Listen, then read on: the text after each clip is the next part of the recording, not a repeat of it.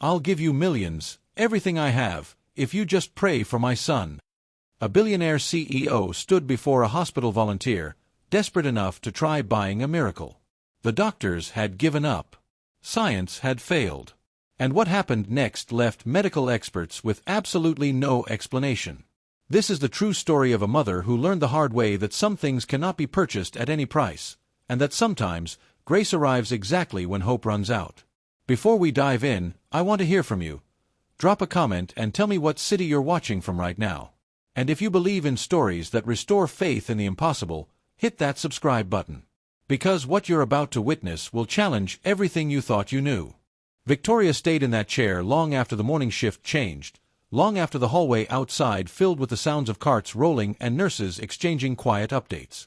Time had slowed to a viscous crawl, each second stretching painfully as she watched Nathan's chest rise and fall. She realized something then that frightened her more than the diagnosis. She had been treating this like a hostile takeover. From the moment the word glioblastoma entered her life, she'd gone into executive mode, assembling teams, issuing demands, overriding dissent, throwing capital at the problem until resistance broke. That strategy had built her company. It had saved her countless times. But cancer wasn't a market. Nathan wasn't a system to optimize. And death didn't respond to leverage. Her phone buzzed again. She ignored it. For the first time in decades, Victoria Chen had nothing to do. Nathan stirred slightly, his fingers twitching in her grasp. His eyes fluttered open, unfocused at first. She leaned forward instantly. "Hey, baby," she whispered. "I'm here." He looked at her for a long moment. Too long. That familiar spike of terror hit her chest, but then his lips curved into the faintest smile. "Mom," he said softly.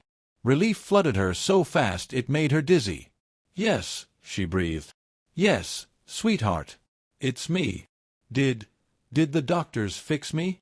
His voice was small, hopeful, fragile in a way that nearly broke her. Victoria felt something inside her collapse.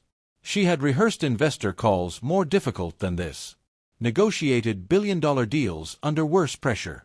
But nothing had prepared her for answering that question. She swallowed hard. "They tried very hard," she said carefully. Nathan frowned, thinking. Thinking had become harder for him now. "Am I gonna die?" There it was. The question every adult in the room had been avoiding, wrapped in medical language and euphemisms. Spoken plainly by a 7-year-old who sensed the truth in his bones. Victoria opened her mouth. No strategy came. No polished answer. No lie felt acceptable. She took his face gently in her hands. "Not today," she said honestly.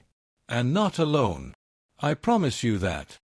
He seemed to accept this, his energy fading as quickly as it had appeared. "Mom," he murmured. "I'm here. Can you tell me the dinosaur story again? The one where the little one gets lost, but then he finds his family." Her vision blurred. "Of course," she said. "Of course." She told the story slowly, her voice steady through sheer force of will.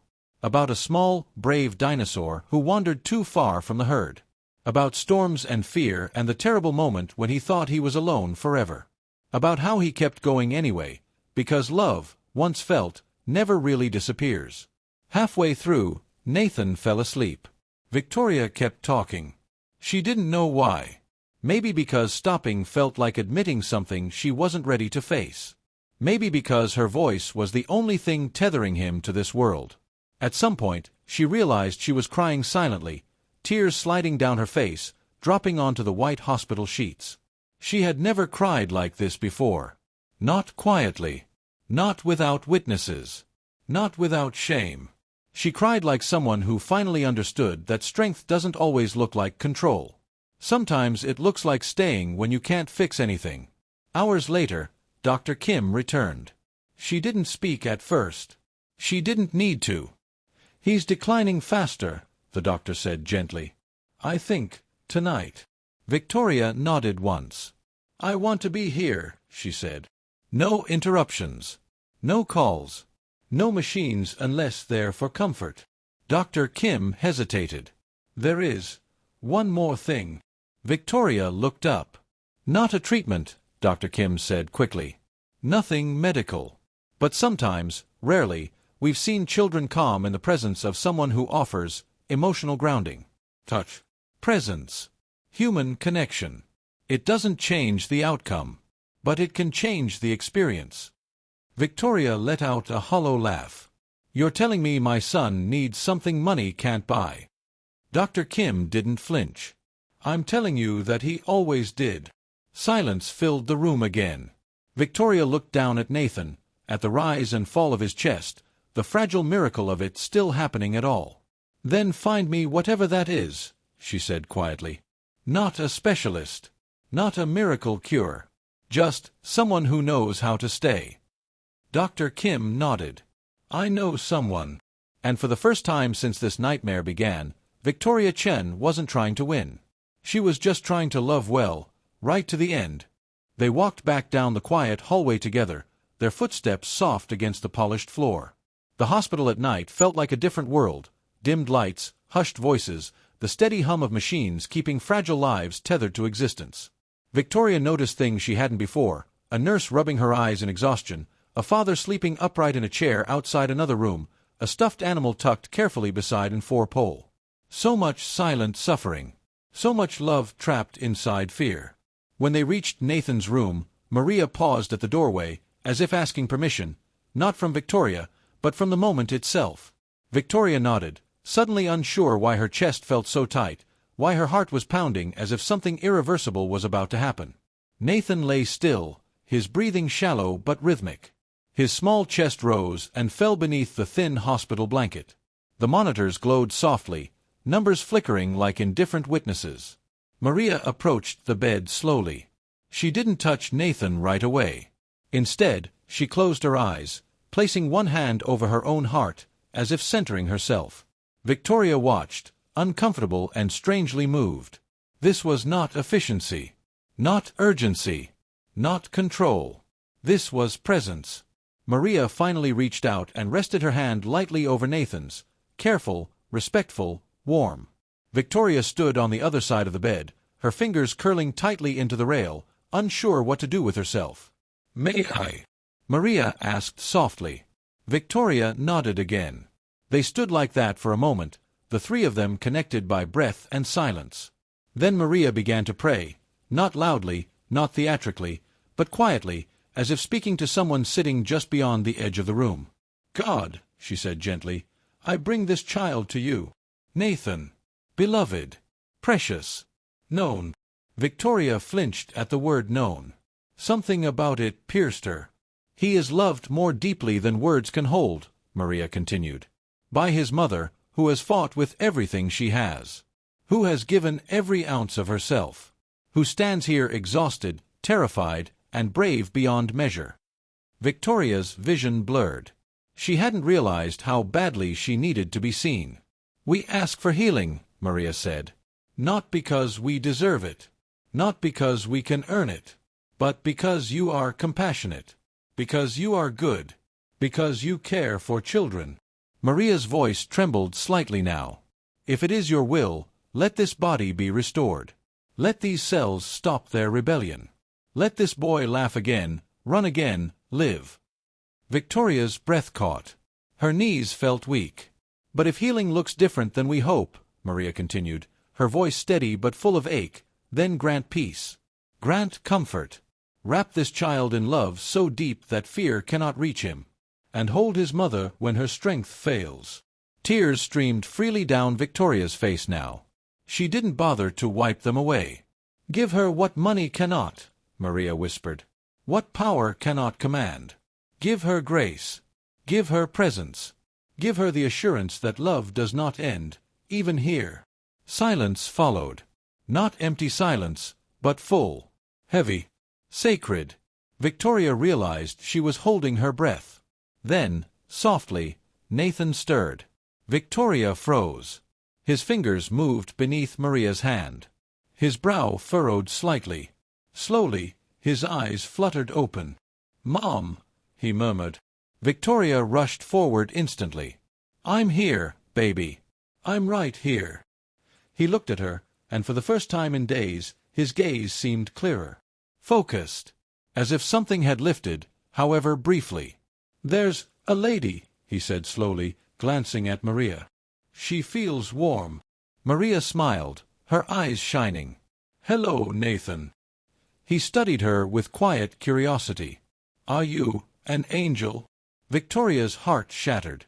Maria shook her head gently. "No, sweetheart. Just a grandma who loves kids very much." Nathan nodded, accepting this easily. He squeezed Victoria's hand weakly.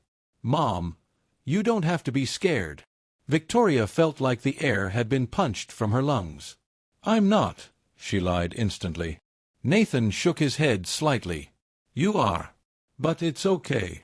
His voice was faint but sure. "I'm not alone." A sob tore from Victoria's chest before she could stop it. She leaned over him, pressing her forehead gently to his. "I love you," she whispered fiercely. "I love you so much." "I know," Nathan said. His eyelids began to droop. "I love you too." Within moments, he drifted back into sleep, peaceful this time. No grimace. No restless twitching. Just quiet. Maria slowly withdrew her hand.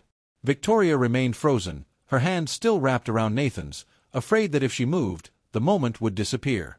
"What was that?" Victoria whispered hoarsely. "What just happened?" Maria spoke softly. "Sometimes, when fear loosens its grip, peace has room to enter." "But he was clearer," Victoria said. "For a moment, he was there." "Yes," Maria said gently. "That happens sometimes. Not always. But sometimes." Victoria swallowed. "Was that the prayer?" Maria shook her head. "That was love finding space to breathe." Victoria sat down heavily in the chair beside the bed. For the first time since Nathan's diagnosis, she wasn't thinking about outcomes or timelines or odds. She was just here. Present. "I spent my whole life believing control was strength," Victoria said quietly. "That surrender was failure." Maria rested a hand on her shoulder. "Sometimes surrender is simply choosing love when control is gone." Victoria looked at her son, at the rise and fall of his chest, at the fragile miracle of every breath. "I don't know what will happen," Victoria said. "No," Maria agreed. "None of us do." "But for the first time," Victoria whispered, "I don't feel completely alone." Maria smiled softly. "That's grace." And in that quiet hospital room, surrounded by machines and uncertainty and unbearable love, Victoria Chen finally stopped trying to win. She stayed. They walked back to Nathan's room in silence, their footsteps muted against the polished hospital floor. Victoria's heart pounded with a chaotic mix of hope, fear, and quiet humiliation. Every rational part of her mind was screaming that this was absurd. She was a woman who built companies on logic, data, and proof. She trusted algorithms, projections, and hard evidence. Prayer fit nowhere in that world. And yet, her son was dying. If science had failed, if money had failed, if influence and power had failed, then what did she really have left to lose? Nathan's room was dim, lit mostly by the soft glow of monitors and machines. He lay still in the bed, impossibly small beneath the tangle of tubes and wires. The ventilator rose and fell with mechanical precision, doing the work his body could no longer manage on its own. Each beep felt like a countdown. Victoria stepped closer, brushing her fingers over his hair. It was thinner now. Fragile. Her chest tightened painfully. Maria approached the bed with slow reverence, as if entering sacred ground. She didn't rush. She didn't speak right away. She simply looked at Nathan, her eyes filling with a tenderness that caught Victoria off guard. "He's beautiful," Maria said softly. "Illness can't take that away. He has kind eyes. You can see it." Victoria swallowed hard. "He's always been like that. Gentle. He hates seeing anyone sad. When I had hard days at work, he'd draw pictures for me. Stick figures, suns, hearts. He'd say, 'This is to make you smile, Mommy.'" Her voice broke. "I don't know if he'll ever wake up enough to do that again." Maria pulled a chair beside the bed and sat, motioning for Victoria to join her. "Sit with me." Victoria hesitated, then sat, her body heavy with exhaustion she could no longer hide. "What do we do?" she asked quietly. "We talk to God," Maria replied. "We ask. We surrender." Maria gently took Nathan's hand, the one free of 4 lines, and then extended her other hand toward Victoria. "May I?" Victoria nodded and took it. The contact felt strangely grounding. 3 people connected by touch, a dying child, a mother on the edge of collapse, and a woman whose faith had survived decades of suffering. "Do we close our eyes?" Victoria asked, feeling foolish. Maria smiled softly. "If you want. Or you can look at him. God cares about hearts, not posture." Victoria kept her eyes open. She needed to see Nathan, to remember every detail of his face. Maria began to pray, not loudly, not with ceremony, but gently, like a conversation with someone she trusted. "Father," she said, "we come to you with empty hands and broken hearts. This is Nathan. He is 7 years old. He is deeply loved. His body is weak, Lord, and the doctors have done all they can. They say the cancer is winning." Tears streamed silently down Victoria's face.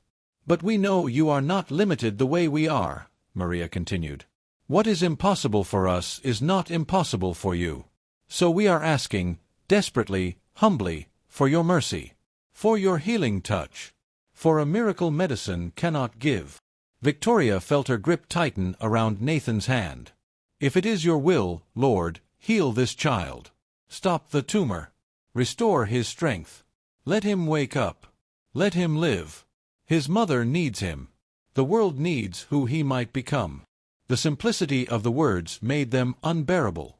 "But if healing is not your plan," Maria went on, her voice trembling, "then we ask for peace, for comfort, for strength beyond human strength, for grace enough to survive what feels impossible." "No," Victoria whispered sharply. "Don't pray for that. Pray for his life." Maria squeezed her hand gently. "We ask for life, but we also trust that God sees what we cannot." "How could this be good?" Victoria whispered. "How could losing him ever be part of something good?" "I don't know," Maria said honestly. "But I believe God loves him even more than we do." She bowed her head. "We trust you, Father. We surrender control. Give Victoria strength. Give Nathan peace. Give us grace. In Jesus' name, amen." "Amen," Victoria whispered, unsure what she had just agreed to. They waited. Nothing happened. Nathan didn't stir. The machines didn't change. The numbers stayed the same. "I don't feel anything," Victoria said hollowly. "He's the same. How do we know it worked?" "We don't," Maria replied. "Faith isn't proof. It's trust." "That's not enough," Victoria said quietly. "I need him alive." "I understand," Maria said. "Sometimes miracles are quiet. Sometimes they don't look like what we expect." After Maria left, Victoria collapsed beside Nathan's bed, gripping his hand as if she could anchor him to this world by sheer will. Prayer had changed nothing, or so it seemed. She rested her forehead against the mattress and cried, completely emptied of hope. There was nothing left now but waiting, and the unbearable fear that the end was closer than she could survive. The hours after Maria's prayer stretched endlessly, each minute dragging like a weight on Victoria's chest. Time no longer moved forward, it crawled, heavy and merciless. She remained seated beside Nathan's bed, her fingers wrapped around his small hand as if letting go might cause him to slip away instantly. She watched the monitors obsessively. Every number, every flicker, every shallow rise and fall of his chest. She memorized the curve of his fingers, the faint warmth of his skin, terrified that at any moment it might disappear. Dr. Kim came and went throughout the day, her visits growing more frequent, her expression darker each time. She adjusted medications, reviewed charts, studied the screens with a tightening jaw. "His oxygen saturation is dropping," she said during her 3rd visit. "We may need to increase ventilator support." "Do it," Victoria replied automatically. "Whatever you need to do." Dr. Kim hesitated.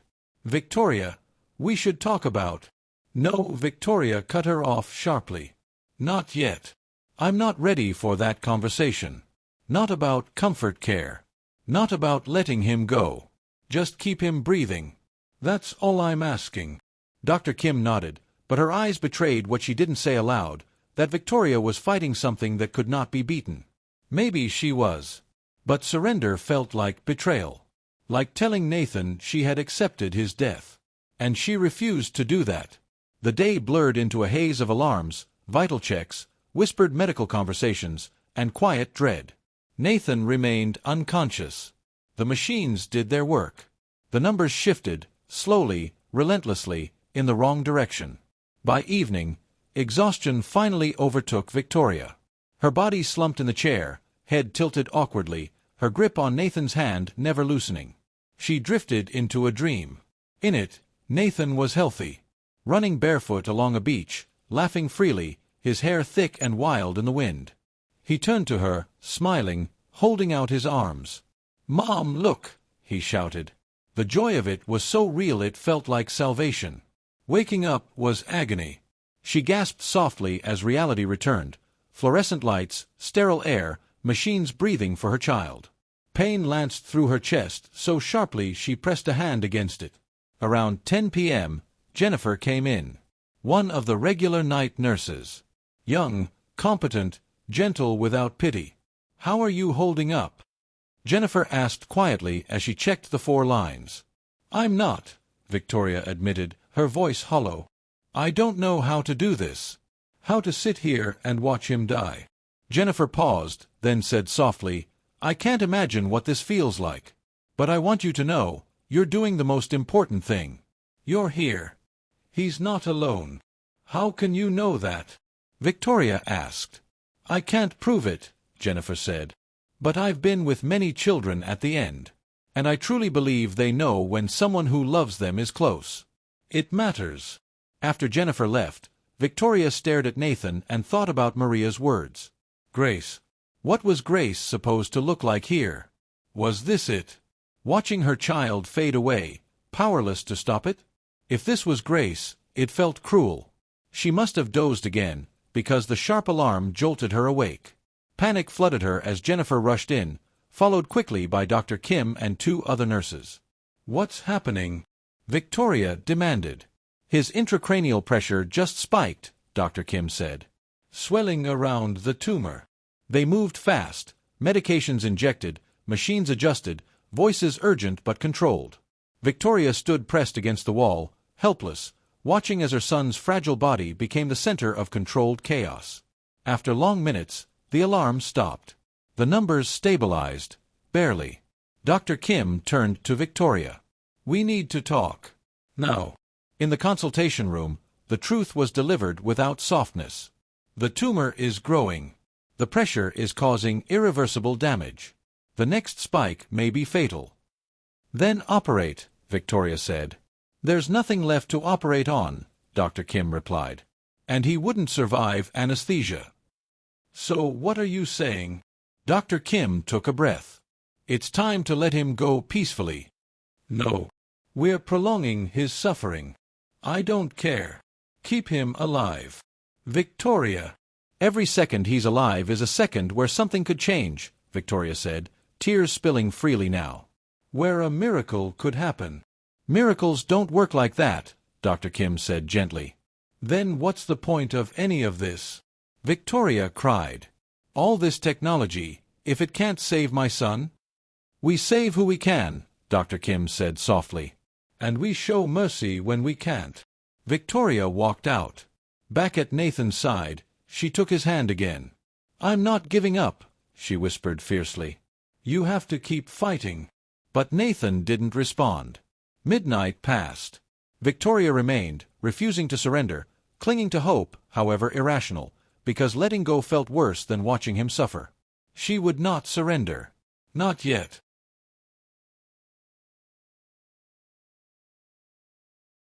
Dawn arrived slowly, a weak gray light filtering through the hospital blinds, washing the room in a colorless haze.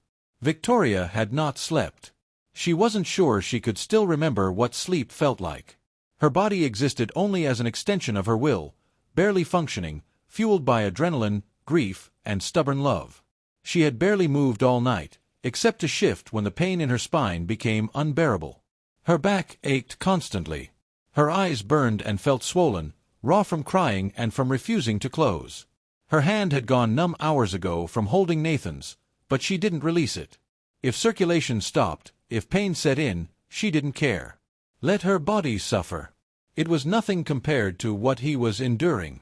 The morning shift arrived quietly. Jennifer handed off to David, the day nurse, exchanging murmured updates at the foot of the bed. Morning rounds began with the familiar efficiency of a system that never stopped, even when hope had nearly run out. Dr. Kim entered soon after, her posture composed, her movements precise. But Victoria saw the truth beneath the professionalism, the exhaustion, the quiet grief of a doctor who had been fighting alongside her for months and losing. "How was the night?" Dr. Kim asked, studying the monitors. "Quiet," Victoria said hoarsely. "No alarms. No changes. That's good. Stable is good." But they both knew stable wasn't good anymore. Stable simply meant the final collapse hadn't happened yet. Victoria watched as Dr. Kim examined Nathan. Checked pupil response. Tested reflexes. Reviewed the overnight data. The routine was painfully familiar now. 6 months of hospitals. 6 months of treatments that failed. 6 months of watching her brilliant, funny, endlessly kind little boy fade into someone she barely recognized. "I want to increase his pain medication," Dr. Kim said gently. "He's showing signs of discomfort even in unconsciousness." "Do it," Victoria said immediately. She would fight death with everything she had, but she would not let him suffer. The morning continued in its familiar rhythm. Medications. Vitals. Consults. The hospital functioning like a living organism around a single fragile body that might not survive the day. Around 10 a.m., Victoria forced herself to eat a protein bar from the vending machine. It tasted like dust and cardboard, but she swallowed it anyway. She needed strength. She needed to stay upright. She could not afford to collapse. She had just settled back into her chair, Nathan's hand resting in hers, when she felt it. Pressure. So faint she thought it was imagination. Grief hallucinating hope. Then it happened again. A squeeze. Victoria froze. Her breath caught painfully in her throat as she stared at their joined hands. "Nathan," she whispered. "Nothing." Her heart hammered. "Nathan, baby. If you can hear me, squeeze my hand." Silence. Machines beeped steadily. The ventilator hissed softly. No movement. She pressed the call button. David arrived almost instantly. "What's wrong?" "He squeezed my hand," Victoria said urgently. "Twice." David checked the monitors. "Brain activity hasn't changed." "But I felt it." It could have been a reflex, muscle response. Another squeeze. Stronger. Clear. David stopped mid-sentence. "Okay. That's not typical." Dr. Kim was summoned immediately. When she arrived, she examined Nathan quickly, then more carefully. Her brow furrowed. "His pupils are responding," she said slowly. "They weren't earlier." "What does that mean?" Victoria asked, afraid to breathe. "It means something changed." Dr. Kim checked the monitors again. "His intracranial pressure has dropped. Significantly. That shouldn't be happening." Over the next 2 hours, the changes continued. Oxygen saturation improved. Ventilator support was reduced. Heart rate stabilized. EEG readings showed increasing awareness. At 1 p.m., Nathan opened his eyes. Not suddenly. Not dramatically. Just a slow flutter, then focus. Victoria was at his side instantly. "Nathan. Baby." His eyes found hers. Recognition bloomed. His hand squeezed hers again, strong, intentional. Dr. Kim stared at the monitors, disbelief written openly on her face. "This shouldn't be possible." "But it is," Victoria whispered. Tests followed. CT scans. Blood work. Neurological exams. Hours of waiting that felt more dangerous than despair had ever been. Finally, Dr. Kim returned. "The tumor," she said slowly. "It's shrinking." Victoria felt the room tilt. "What?" 30% smaller than yesterday. The swelling has reduced dramatically. I have no medical explanation. Victoria looked at her son, resting, peaceful, alive. Dr. Kim, she asked softly, do you believe in miracles? The doctor hesitated. I believe that sometimes things happen that medicine cannot explain. Victoria closed her eyes, a single thought echoing through her soul. Maria. The next 48 hours unfolded like a waking dream, surreal, fragile, and terrifying in its beauty. Victoria moved through them as if afraid that one wrong thought, one careless word, might shatter everything and send her crashing back into the nightmare she'd just escaped. Nathan continued improving, hour by hour, milestone by milestone, defying every medical prediction that had once sealed his fate. The ventilator was removed without complication. He coughed, gasped once, then breathed on his own, real breaths, steady and strong. Victoria cried silently, afraid to distract him, afraid to believe. His speech returned slowly at first, slurred and fragile, but each sentence grew clearer than the last. His memory was intact. He remembered school. His favorite dinosaur. The joke he'd told her the day before his last surgery. And most astonishing of all, his personality was untouched. The sweetness. The humor. The quiet empathy that had always defined him. The tumor had tried to steal him, but somehow it had failed. Dr. Kim ordered test after test, bringing in specialists from every department. Neurologists, oncologists, immunologists, radiologists. Each one studied the scans with furrowed brows and hushed voices. The tumor is continuing to shrink, one finally said. Not just marginally, significantly. They searched desperately for explanations. Perhaps the tumor disrupted its own blood supply, a neurologist suggested. Or his immune system finally recognized the cancer cells as a threat, said an immunologist. Possibly a delayed synergistic response to medications already in his system, an oncologist added. But none of them sounded convinced. They were professionals grasping for logic, trying to force a miracle into the narrow framework of known science. On the third day after his awakening, Nathan was strong enough to sit up in bed. Victoria sat beside him, holding his hand, afraid to let go even now, afraid that reality might still change its mind. "Mom," Nathan asked softly, studying her face. "Why are you crying?" She laughed weakly through tears. "Because I thought I was going to lose you.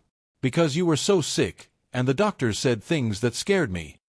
"But I'm better now," Nathan said simply. "I feel better." "Yes," she whispered. "You are." Then he looked at her with sudden seriousness. "Did you pray for me?" Her breath caught. "Why do you ask that?" "I remember someone praying," he said slowly. "A nice old lady. She was holding my hand, asking God to help me." "Maria," Victoria whispered, her heart pounding. "She prayed for you." "I heard her," Nathan said, "even though I was asleep. And I remember thinking I wanted to get better too. Like I was praying." Victoria felt something inside her finally give way, not grief this time, but awe. She found Maria later that day. When she arrived at Nathan's room, the reunion felt sacred. Nathan's face lit up with recognition and joy. "You're the lady who prayed." Maria smiled warmly. "And you're the miracle everyone's talking about." They talked for an hour, about faith, about healing, about fear, about dinosaurs. Victoria listened more than she spoke, absorbing every word. Before Maria left, Victoria walked her to the elevator. "I tried to buy a miracle," Victoria said quietly. "I offered you millions for that prayer." Maria squeezed her hand. "And instead, you were given grace." Victoria stood alone after the doors closed, feeling the weight of everything that had changed. She had wanted to purchase hope. Instead, she had received it freely. And that gift, the one thing she could never earn or control, had saved her son, and transformed her forever. 3 weeks later, Nathan was discharged from the hospital. The tumor had shrunk by 70%. What remained was stable, non-growing, and, according to the latest scans, showing signs of necrosis. The cancer cells were dying on their own. Before they left, Dr. Kim scheduled a final consultation. Victoria sat across from her desk while Nathan was with a child life specialist, Receiving his discharge instructions in bright, cheerful language meant to soften a terrifying journey. "I've consulted with 17 specialists," Dr. Kim said, scrolling through files. "Neuro-oncologists, immunologists, radiologists, some even studying spontaneous remission. Everyone has theories. No one has answers." "What are the theories?" Victoria asked. "The most accepted explanation is a delayed immune response," Dr. Kim replied. "In very rare cases, the immune system suddenly recognizes cancer cells it ignored before. Why that happens is unclear. Medication thresholds, stress responses, timing we don't yet understand." "But you don't sound convinced." Dr. Kim leaned back. "Because the timeline doesn't fit. These remissions usually take weeks or months. Nathan began improving within hours of—" she paused. "Within hours of when that woman prayed for him. So you think prayer caused it?" "I think correlation isn't causation," Dr. Kim said carefully. "It would be irresponsible to claim prayer as a medical explanation. But after 15 years in pediatric oncology, I've seen 3 cases I genuinely couldn't explain. Nathan is one of them." Victoria stayed silent. "I've noticed something," Dr. Kim continued. "The unexplainable often appears alongside other unexplainable things. Families who pray, communities who gather, love that refuses to surrender." "Do you believe in miracles?" Victoria asked. "I believe there are things medicine doesn't yet understand," Dr. Kim replied. "Healing isn't just biological. It's emotional, psychological, maybe even spiritual. Call it a miracle, remission, grace, or mystery. What matters is this: your son has a future." That sentence stayed with Victoria. In the discharge lounge, Nathan was laughing, showing another child his dinosaur drawings. Alive, curious, present. Victoria watched him, overwhelmed by gratitude. Maria came to say goodbye, bringing Nathan a small illustrated children's Bible. "Not trying to convert you," she said gently. "Just stories of hope. Of impossible things becoming possible." "Thank you," Victoria replied. "For everything." "You always had more than nothing," Maria said softly. "You had love. And humility. That was enough for grace to find you." As they rode home to the penthouse they'd left months earlier, the space felt different.